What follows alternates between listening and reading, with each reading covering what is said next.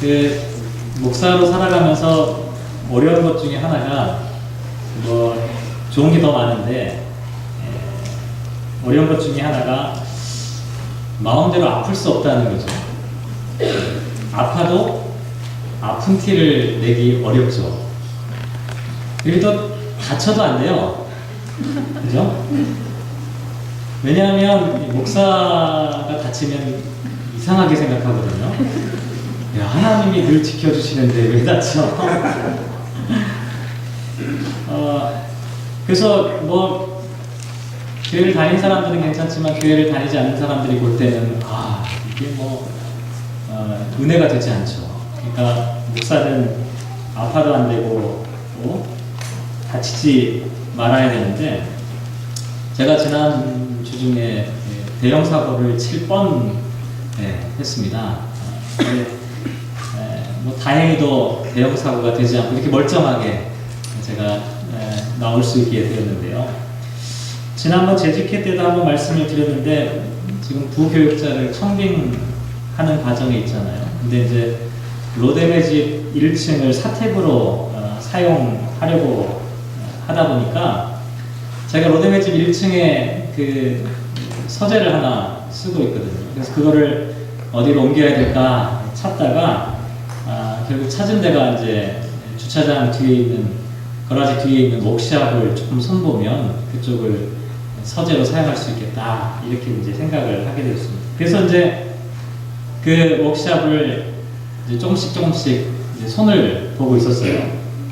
뭐 전문가에게 맡기면 좋긴 하지만 그러면 또 돈이 너무 많이 드니까 그냥 제가 짬짬이 조금 틈나는 대로 좀 일해보자, 이런 생각으로 손을 보고 있었는데, 제가 지난 월요일날 워크샵에 나가서 무식한 게 용감하다고 이 옆에 있는 나무 난간들은 다 띄어냈는데, 이 거라지 도어가 하나 있었거든요. 철문으로 되어 있는 거라지 도어가 있었는데, 그 거라지 도어를 제가 뛰다가 갑자기 스프링이 그냥 이따가는 스프링이 갑자기 튀어버리는 바람에 그걸 맞고 제가 눈 한쪽을 충격을 받았어요.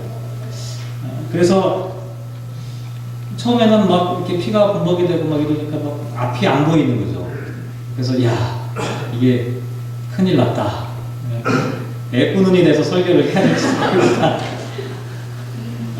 그런 생각을 하고 병원을 다녀왔는데, 다행히도 물로 씻어내니까 이 보이지 않던 게 보이기 시작하더라고요. 그래서 이제 의사 선생님이 좀 보시더니 눈동자는 괜찮은 것 같다고, 그래서 이제 파상풍 주사나 한 대 맞고 가라고 해서 10년짜리 파상풍 주사를 맞고 그리고 돌아왔습니다. 그렇게 한바탕 난리를 피운 다음에 집에 돌아와서 이런저런 생각이 들더라고요.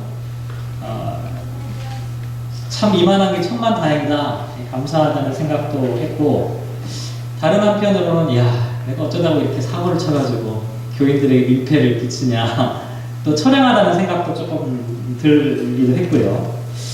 뭐 이런저런 생각이 아주 복잡하게 제 머릿속을 스쳐 지나갔습니다. 그럴 때는 뭐가 약이에요? 그냥 성경책을 한번 펴서 하나님의 뜻이 무엇일까, 그런 생각을 한번 해보게 됐죠. 그래서 이번 주 설교 본문이 오늘 출애굽기 3장 말씀이잖아요. 그 말씀을 펴가지고 곰곰이 앉아서 생각을 좀 해보게 되었습니다.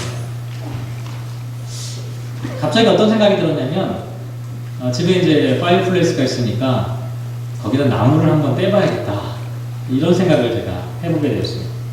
왜냐하면 오늘 본문에 나와 있는 이야기가 보면 모세가 호랍산에서 불 붙는 떨기나무를 보는 장면이잖아요. 그래, 여기에 뭔가 하나님의 뜻이 있을 거야. 그래서 눈이 이렇게 돼가지고 그 파이어플레이스에다가 나무를 집어넣고 나무를 하나하나 떼면서 그 말씀의 의미를 한번 생각해 보기 시작했습니다. 그래서 지난 한 주간 동안에는 거의 매일같이 거기다 나무를 집어넣고 그 말씀을 생각을 했어요. 도대체 모세가 봤던 그 꺼지지 않는, 사라지지 않는 그 떨기나무의 정체는 과연 무엇일까? 모세는 그 불꽃 가운데서 하나님의 사자를 보았는데 어쩌면 나도 보여주실지도 몰라 하고 열심히 이 파이어 플레이스에다가 불을 뗐는데요. 어떻게 됐을까요? 뭔가 나타났을까요? 뭐 벌써부터 고개를 드시면 제가 그렇게 신령하지 않다는 얘기인데 뭐 특별하게 모세가 보았던 것 같은 뭐 그런 장면들을 보지는 못했어요. 근데 제가 오늘 본문에 있는 이 말씀의 의미를 그 전에 묵상할 때와는 조금 다르다 하는 느낌을 제가 받게 됐어요. 그러면서 어떤 생각을 했냐면 하나님께서 나를 참 많이 사랑하시는구나 이런 생각도 좀 해보게 됐어요. 왜 그러냐면 그런 사고 가운데 그냥 눈동자 안 다치고 멀쩡하게 된 게 감사한 게 아니라 이렇게 눈탱이가 밤탱이가 되어도 하나님 말씀을 묵상해 보니까 색다른 하나님의 의미가 있다는 사실들을 비로소 깨닫기 시작했다는 거예요. 그렇지 않았으면 이 말씀을 이렇게 묵상할 수 있었을까 그런 생각들을 제가 해보게 되었어요. 그걸 생각하니까 감사하더라고요. 어쨌든 오늘 본문 말씀을 통해서 사라지지 않는 떨기나무, 모세가 보았던 이 사라지지 않는 떨기나무에 대한 이야기를 함께 생각해 보려고 하는데요. 오늘 설교 제목을 사라지지 아니하는지라 이렇게 제목을 정했잖아요. 지난주와 이번 주 제목이 사실은 똑같아요. 중간에 가루가 있어요. 지난주에는 뭐였죠? 행복한 사람들인데 앞에는 가루가 뭐죠? 잠을 이루지 못해도 행복한 사람들. 이번 주에는 사라지지 아니하는지라. 앞에 뭐가 붙으냐면 눈탱이가 밤탱이가 되어도 사라지지 아니하는지라 라고 하는 거예요. 사라지지 않는다는 거죠. 그 말씀이 저에게 아주 깊이 다가왔어요. 사라지지 않는다. 떨기나무 불꽃이 사라지지 않는다는 거죠. 사라지지 않는다는 것이 도대체 무슨 의미인지 오늘 말씀 함께 생각해 보도록 하죠. 우선 우리가 잘 알고 있듯이 이집트의 왕자였던 모세가 살인을 저지르고 미디안 광야로 망명하게 되었잖아요. 미디안 광야로 망명을 시작했는데 아마도 처음에는 모세가 이와 같은 신분의 급격한 변화를 받아들이기가 쉽지가 않았을 겁니다. 그렇잖아요. 왕자였다가 갑자기 목동으로 전락했으니까 그것을 어떻게 받아들일 수가 있었겠어요. 그런데 시간이 오랫동안 지났어요. 40년을 지나면서 모세는 점점 어떻게 되기 시작했냐면 처음에 가졌던 그 생각들을 버려버리기 시작했어요. 처음엔 어떤 생각했는지 한번 상상해 볼 수 있잖아요. 이집트의 왕자로서 이스라엘 백성들, 히브리 노예들을 해방시킬 수 있겠다라고 하는 그런 포부를 갖고 있었어요. 어떻게 해서든지 내가 할 수 있겠다라고 하는 그런 마음 갖고 있었어요. 그런데 40년 동안 목자로 지내면서 그런 희망이 점점 멀어지고 있다는 사실을 깨닫게 되는 거죠. 내가 과연 할 수 있을까? 내가 꿈꾸었던, 젊은 시절에 꿈꾸었던 그 꿈과 희망들을 내가 지금 감당할 수 있을까? 시간이 지나면 지날수록 자기 자신이 그것을 할 수 없는 평범한 목자에 불과하다는 그런 생각만을 더욱더 하기 시작했다는 거죠. 그게 40년이 걸렸어요. 저는 그런 생각이 들더라고요. 하나님께서는 바로 이 40년 동안 모세의 이와 같은 변화를 기다리신 것이 아닐까. 다시 말씀드리면 하나님께서는 모세를 쓰시기 위해서 40년 동안 헛된 허송 생활을 하신 것이 아니라 40년 동안 모세의 마음 가운데 무엇인가가 변화가 일어나기를 지금까지 기다리셨다는 거죠. 내가 무엇인가를 할 수 있다라고 하는 그와 같은 자신감에 차 있던 그 모세가 아니라 나는 아무것도 할 수 없다라고 하는, 어쩌면 절망스러운 상황 가운데 놓여있는 그 모세의 마음을 하나님께서 기다리신 것이 아닐까. 하나님께서 그 모세의 마음을 바라보시면서 모세가 하나님 보시기에 이제 준비되었다고 생각되었을 때, 그때가 오늘 1절에 시작이 됩니다. 모세가 그의 장인 미디안 제사장 이드로의 양떼를 치더니 그떼를 광야 서쪽으로 인도하여 하나님의 산 호렙에 이르게 되었다. 이렇게 나와 있습니다. 40년이 지난 그때에 모세가 그전과 똑같이 호렙이라고 하는 산에 도착하게 되었다는 거죠. 호렙산이 어딘지 사실은 정확하게 알려지지 않아요. 다만 우리가 잘 알고 있는 이 시내산과 같은 산일 가능성이 크다. 보통 이렇게 이해를 하게 되는데요. 그 산에 도착해서 모세가 처음으로 보게 된 것이 무엇이냐면 2절에 나와 있죠. 2절 같이 한번 읽어볼까요? 2절 말씀 읽겠습니다. 시작. 여호와의 사자가 떨기나무 가운데로부터 나오는 불꽃 안에서 그에게 나타나시니라. 그가 보니 떨기나무에 불이 붙었으나 그 떨기나무가 사라지지 아니하는지라. 무엇을 보았죠? 크게 두 가지를 봤습니다. 하나는 뭡니까?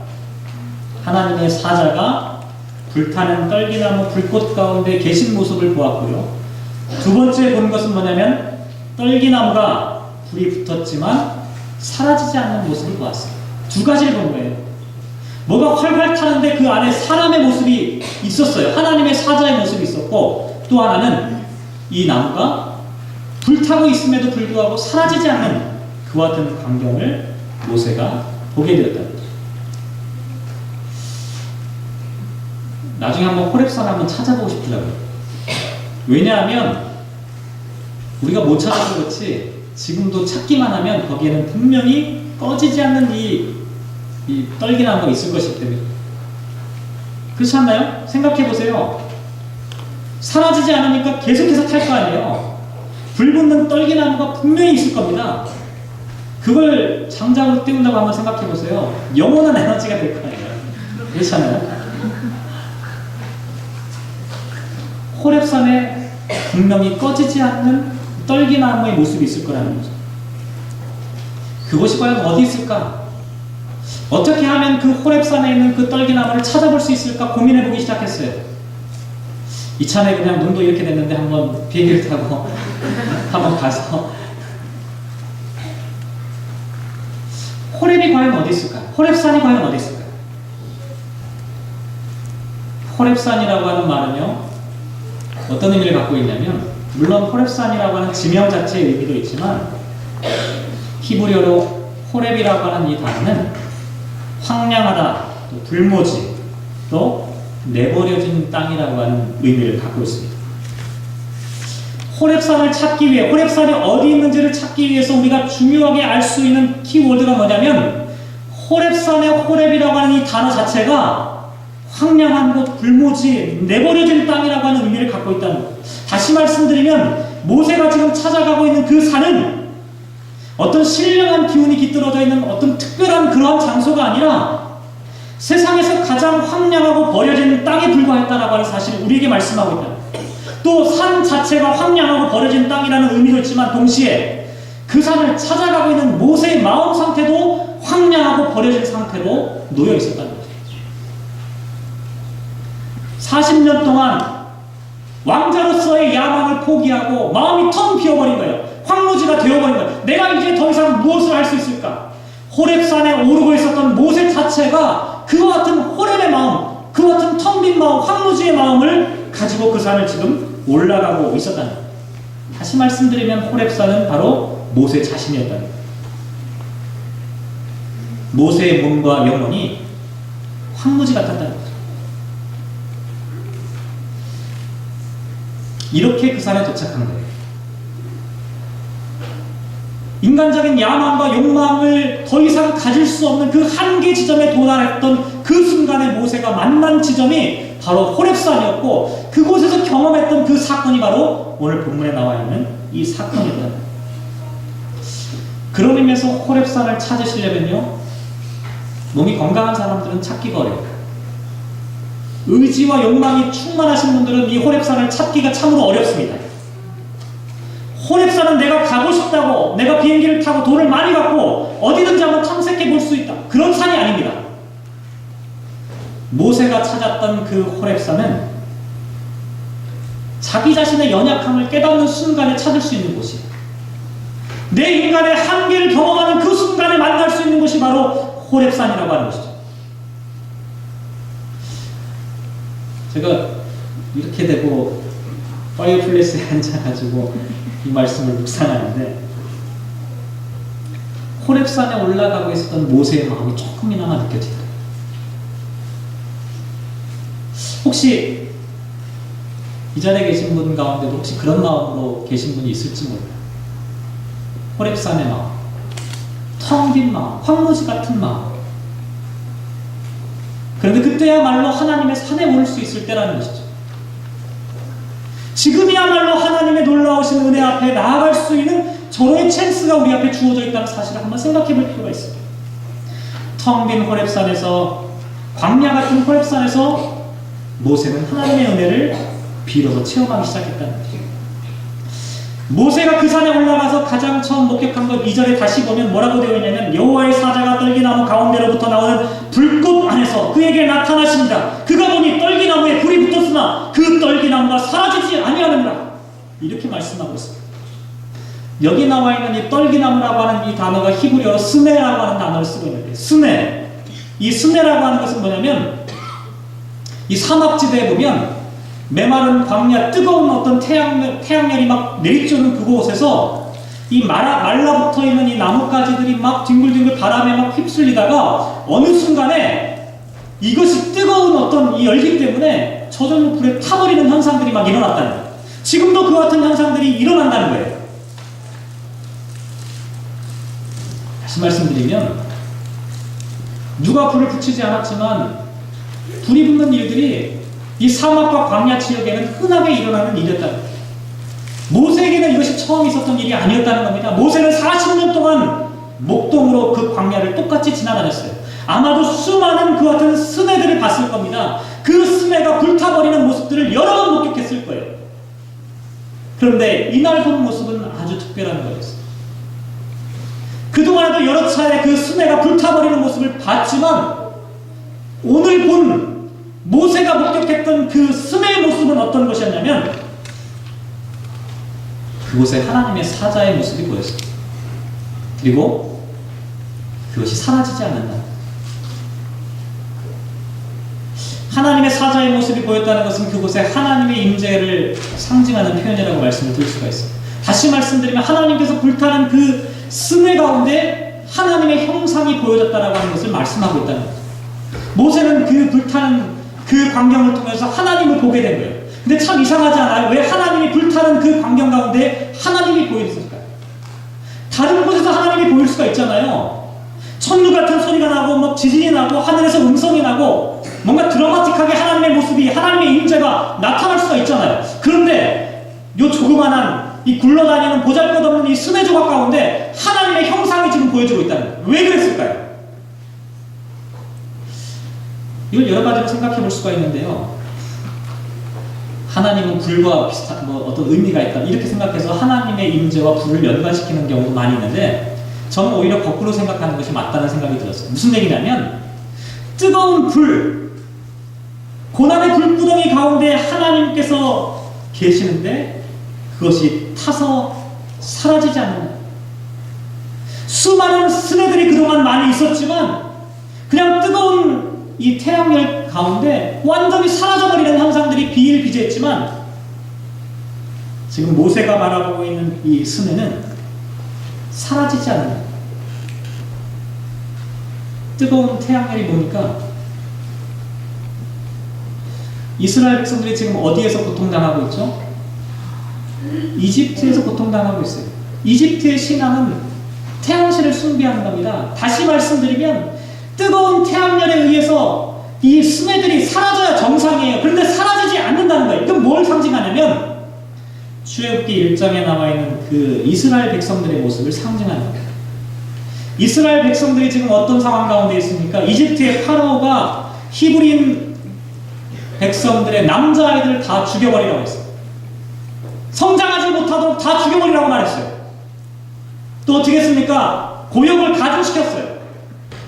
벽돌을 더 많이 찍어내도록 강제노동을 더 많이 시켰어요. 그럼 어떻게 될 줄 알았어요? 이스라엘 백성, 히브리 백성들이 사라지리라고 생각했던 거예요. 그런데 사라지지 않는다는 겁니다. 뜨거운 태양열에 이집트의 파라오의 그 포갑 아래서도 이스라엘 백성들, 하나님의 백성들이 사라지지 않고 있었다.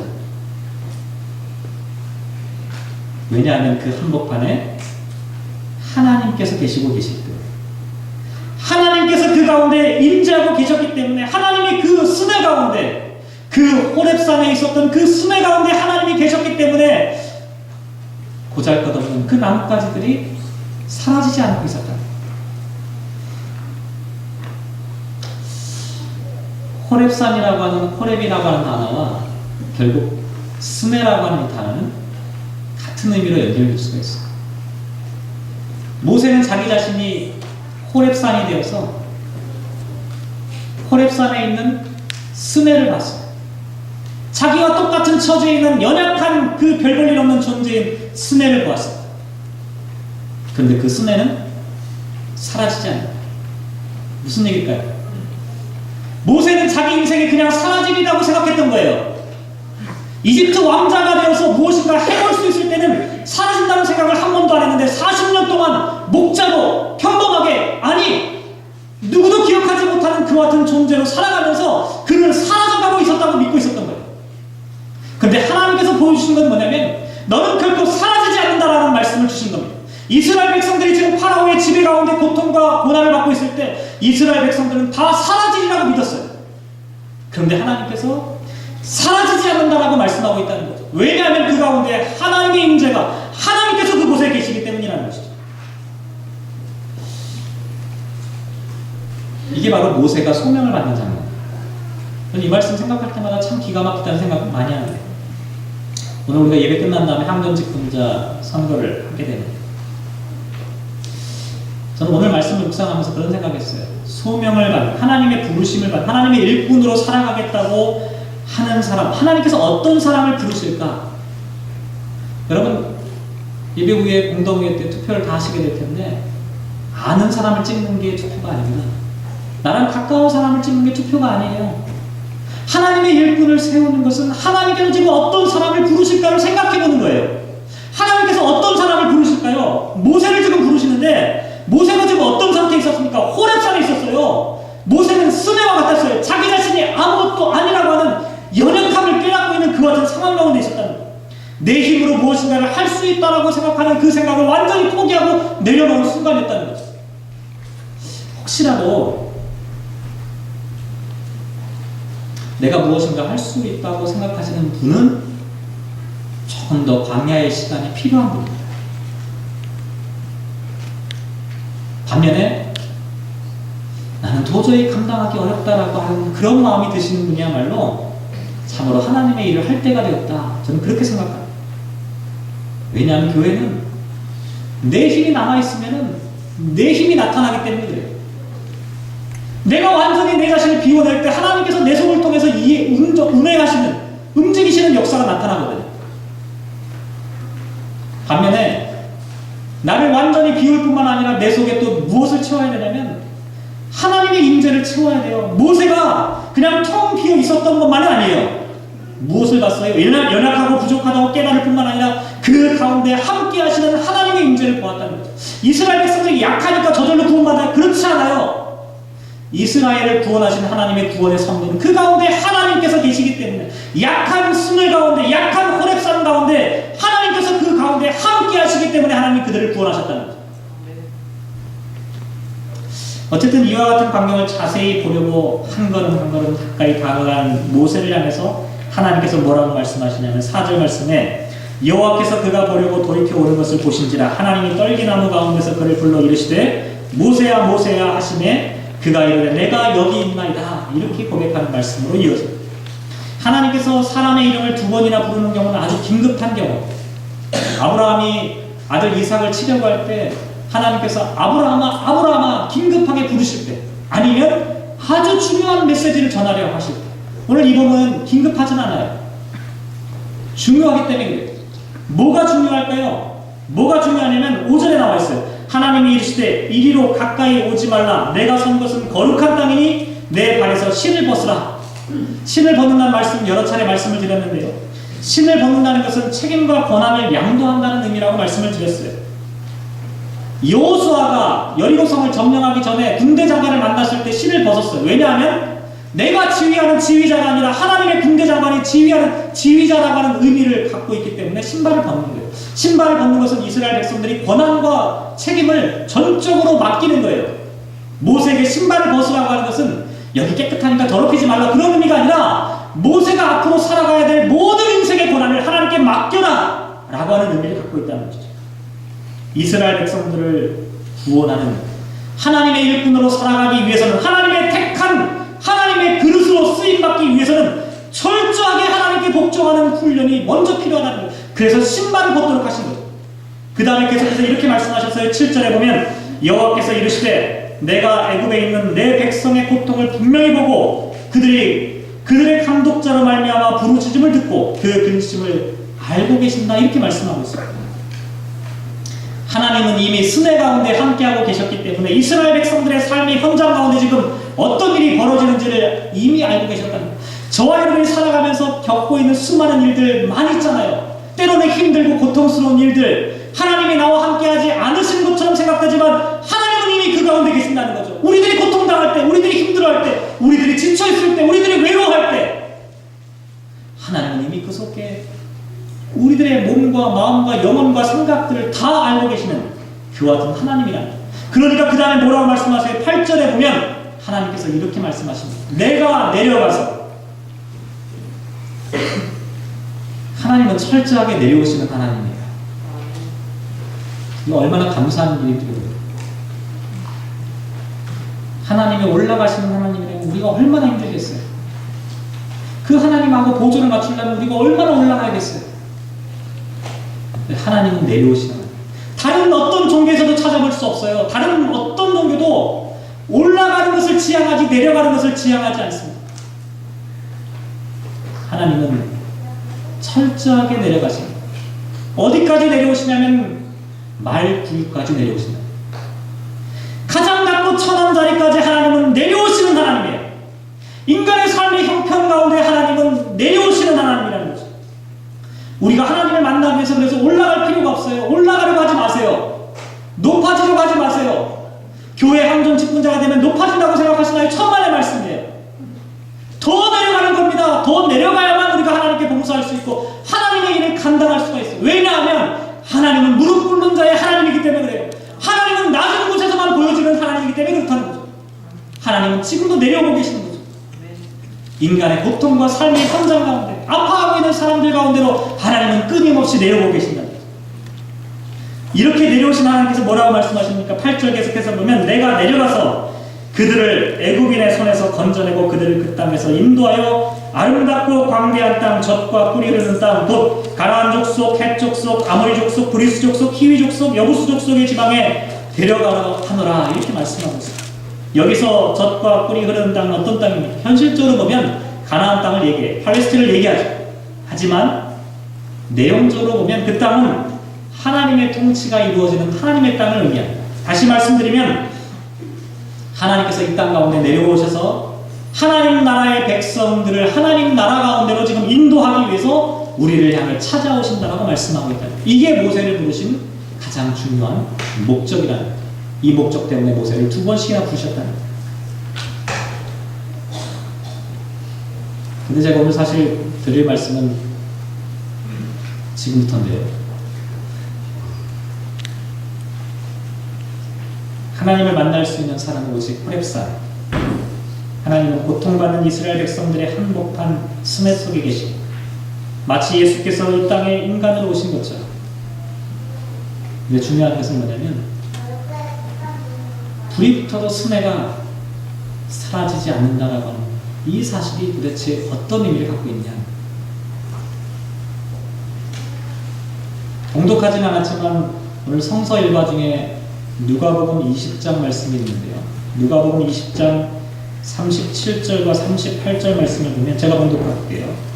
죽은 자가 살아난다는 것은 모세도 가시나무 떨기에 관한 글에서 주를 아브라함의 하나님이요 이삭의 하나님이요 야곱의 하나님이시라 칭하였나니 하나님은 죽은 자의 하나님이 아니요 살아있는 자의 하나님이시라. 하나님께는 모든 사람이 살았느니라 하시니 라고 하는 말씀으로 연결되어 있습니다. 누가복음을 기록한 누가는요 출애굽에 나와 있는 이 모세의 사건을 통해서 지금 어떤 이야기를 하려고 하냐면 사두개인들과 대화하면서 부활에 대한 논증을 하고 있어요. 그러면서 뭐라고 얘기를 하냐면 모세가 스네 속에서 하나님을 만나면서 들었던 그 말씀을 그대로 인용해요.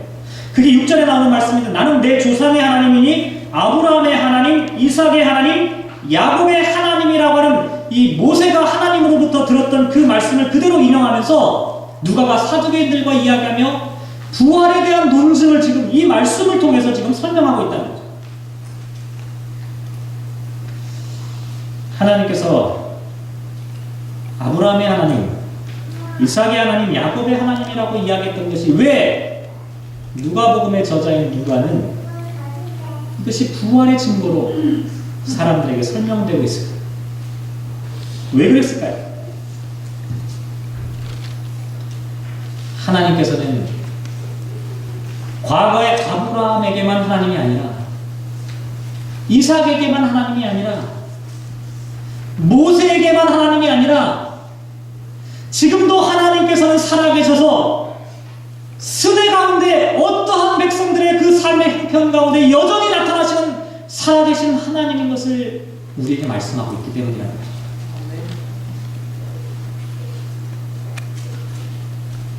모세가 보았던 하나님의 사자, 불붙는 떨기나무 가운데 있었던 그 하나님의 사자의 모습, 모세 자신이 하나님의 사자가 되어 스네 가운데 있는 이스라엘 백성들에게 나아갑니다.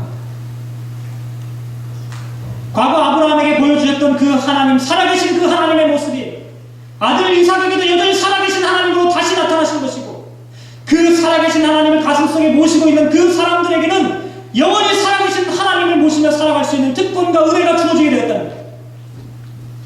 저와 여러분이 바로 사실은 호렙산이고 스네입니다. 우리 가운데 하나님이 찾아오셔서 우리로 하여금 스네가 살아있는 하나님의 영원하신 그 존재로, 살아있는 존재로 하나님께서 우리를 인도하신다라고 하는 말씀을 오늘 해주고 있다는 거예요. 그렇기 때문에 누가복음의 저자는 그 사건을 통해, 모세가 경험한 그 사건을 통해 지금도 하나님은 여전히 살아계셔서 스네 가운데 함께 하시는 살아계신 하나님, 일으키시는 하나님, 생명의 하나님이라고 우리에게 말씀을 주고 있다. 제가 이 말씀을 묵상하는데 그런 생각이 들더라고요. 눈탱이가 밤탱이가 되어 불타는 파이어 플레이스를 다 바라보면서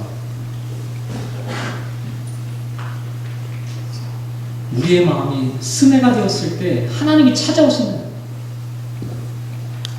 저와 여러분이 빈 마음이 되었을 때 그 살아계신 하나님이 찾아오시는 거예요. 그 찾아오시는 순간 어떻게 되냐면 우리는 사라져버리는 존재가 아니라는 사실을 우리에게 깨닫게 하신다는 거죠. 심지어 죽음도 우리를 사라지지 못하게 한다는 겁니다. 하나님께서는 우리를 살아있는 존재로 만든다는 거예요. 우리 기독교 신앙의 진리가 바로 여기에 담겨 있습니다. 부활의 진리가 바로 여기에 있습니다. 하나님의 임재가 우리의 가슴 가운데 담기게 되면 우리가 비록 병들어 있고 힘들어 있고 죽어가고, 아니 이미 사망 가운데 놓여 있다 할지라도 우리는 사라지는 존재가 아니라는 거죠. 우리는 영원히 살아가는 존재라는 거예요. 하나님 앞에 살아있는 존재입니다. 이것이 하나님께서 모세에게 보여주셨던 사건이라는 거죠. 이것이 지금도 수많은 텅 빈 마음을 갖고 살아가는 사람들에게 보여주는 하나님의 부활의 사건이라고 하는 거죠. 지금도 이 부활의 사건은 여전히 끊임없이 진행되고 있습니다. 하나님을 믿는 사람들을 통해서 예수 그리스도의 십자가를 가슴속에 그 스네 한복판에 모시는 그 사람들 가운데 지금도 여전히 하나님은 그 사람들을 사라지게 하는 하나님이 아니라 끊임없이 하나님 앞에 살아있는 존재로 살아가게 하는 교화된 하나님이라고 하는 사실을 우리에게 말씀하고 있다. 사랑하는 성도 여러분, 저와 여러분 지금 어떠한 형편 가운데 있습니까? 혹시 호렙산을 터덜터덜 걸어가고 있지는 않습니까? 불에 타버리는 보잘것없는 스네 조각들을 바라보고 있지는 않습니까? 어쩌면 그게 우리 자신이라고 생각할 때가 없습니까? 인간의 인생이 참으로 더덥지 않습니까? 시간이 지나 병들고 때가 되면 사람이 사망에 이르는 것이 인간의 덧없는 생애입니다. 그러나 하나님께서 그 스네 가운데 여전히 함께하고 있습니다. 사라지지 않는다는 것이죠. 저와 여러분이 그렇게 하나님의 부르심을 받은 사람들입니다. 간절히 바라기는 저와 여러분이 마음속 깊이 하나님을 모신 사람으로서 하나님 앞에 사라져버릴 존재가 아니라 하나님 앞에 늘 영광과 찬양을 돌리는 존재로 그렇게 살아있는 삶을 살아가시기를 주님의 이름으로 부탁을 드립니다. 기도하겠습니다.